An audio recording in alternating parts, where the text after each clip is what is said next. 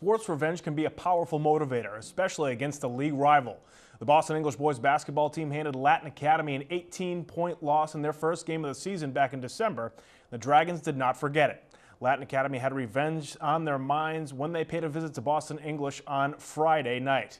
Let's head to English now for this one. There you see Devon Riley for Latin Academy. He had a huge game against Boston English. We're going to pick it up in the first quarter. English up 2. Riley finds Shinadu Abukwi for a three-pointer right there. Latin Academy goes up by 1. Second quarter now, Riley.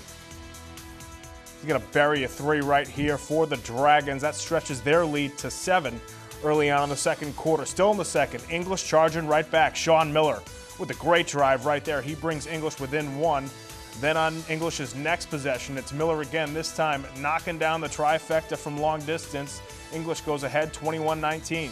But the next possession for Latin Academy, Riley does it again, this time top of the key, burying it from downtown. Latin Academy up 24-21 at the half. Third quarter now. It's Riley with a great drive going baseline right there. Gets the basket and 1, puts Latin Academy up by 6.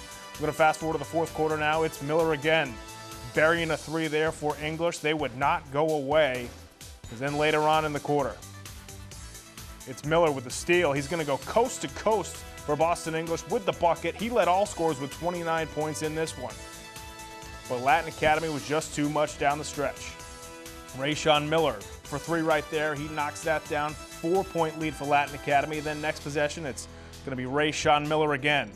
Off the feed from Riley, Miller hits another 3. Miller had 15 points. Riley with a triple-double, 23 points, 10 rebounds, and 10 assists as Latin Academy goes on to win 54-46.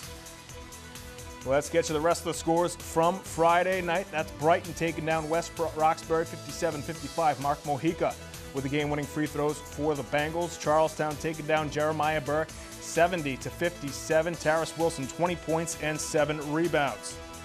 Snowden taking down Cache 79-43. Morrell with 19 points for the Snowden Cougars. Fenway just edging out South Boston 39-36. Mancy with 11 points and 9 rebounds for Fenway. Dorchester taking down O'Brien 83-72. Clark with 19 points and 10 assists. Meanwhile, East Boston edging out Madison Park 74-63.